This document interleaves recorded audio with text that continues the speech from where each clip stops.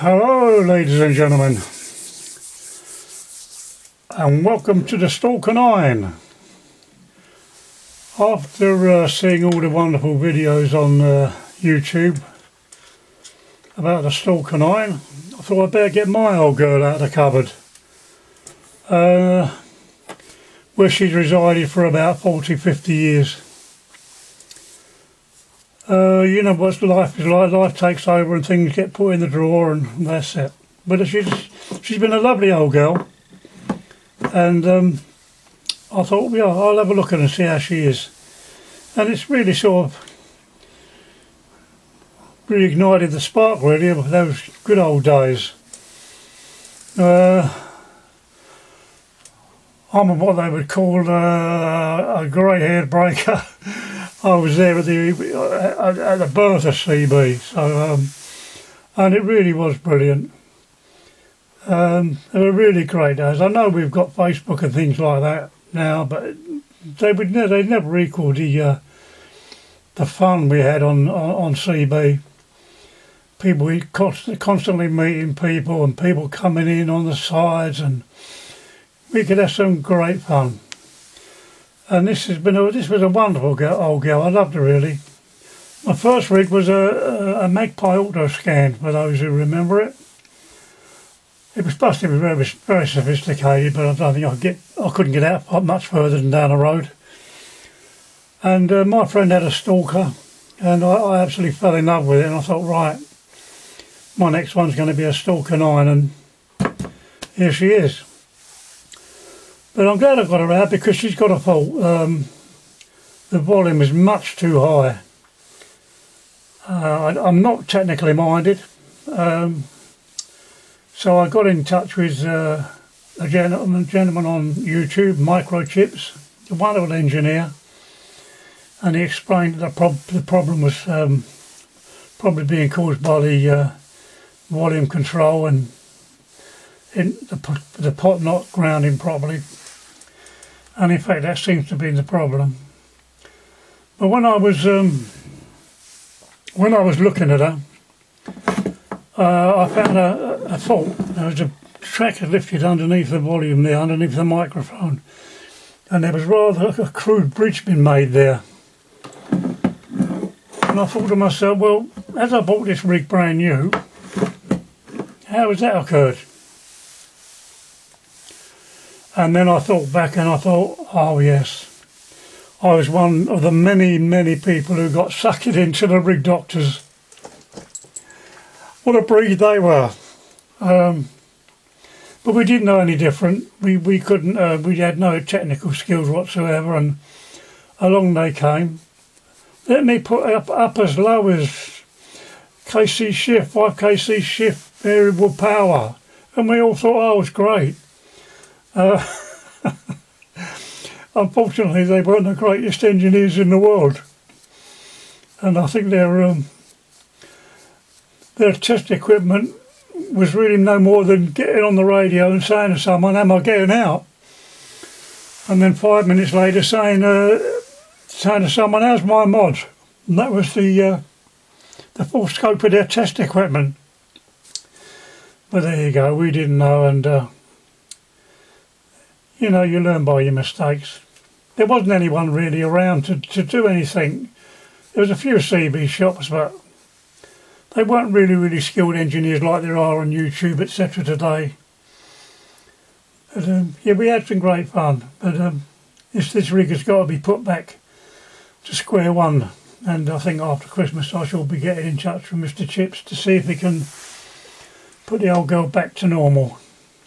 Well, she deserves it. She's been 50 years in, and she's not played up once. And I've spoken to the world on her, on the old SSB. So we'll do that. But this is more about reminiscing than the Stalkers, because they were great days. We was stuck in the middle of a 3-day week. Unemployment was rife. We had to sit in the dark at night because we was only allowed to have the electric on for 2 hours. That was what you call a recession, not what we got now with our hardship payments and food banks and everything else. And then of course you had all the different kinds of people getting on. I mainly lived in operated in Hackney, Bethnal Green, Bow. That was our area, and we was always on the 3-1. They were really funny days. They really were. The wind-ups are unbelievable. The things we've done, and that's what you got Facebook now, but you don't get the interaction that we had on the CB, winding people up. One day I was the wing commander who'd flown a Spitfire, and then I was Solly the tailor from Mare Street. I remember on one occasion I had one young lad, and I made out I didn't know nothing about CB. I asked him if he'd explain SWAT to me, and he spent half an hour talking to me about something he didn't know about. And then I got him. Then I asked him if he'd come round and put my hearing up, and if he did, I'd make him a suit. "I need your measurements, boy," I said. You need to get your measurements. Get a tape measure, and I had him measuring himself up. And then it came to his inside leg, and it all went silent. Then I heard a thud. He'd fallen over, measuring up his inside leg. And then came the cry, "Mum, can you help me measure myself up for a suit?" Oh, they were brilliant days. And then you'd have on the side come in, "Sweet Princess here. Oh, hello, my love. Come in." And you'd have a chat for half an hour, and then she'd tell you all about her things, what she was doing. And then you had the inevitable eyeball, usually over Victoria Park. And we'd all be standing there, and round the corner would come this apparition, 18 stone, no teeth, greasy hair, covered in acne. "Oh, hello. Hello, love. Who are you?" "Oh, I'm Sweet Princess." Well, I don't know. They must have. They could fantasise okay in them days, but it was funny. What was behind the mic, you never knew. But that was the joy of it. As I say, this is more about reminiscing of the old days, and the good old days on the CB. It's tragic that they've gone now. It was really great fun. Of course, you had your enemies on there. They was going to come round and chop your head off, just because you, as they colloquially say, keyed them out. And I've been shot 30 times, stabbed 40 times, and what they were going to do to my wife, I can't broadcast.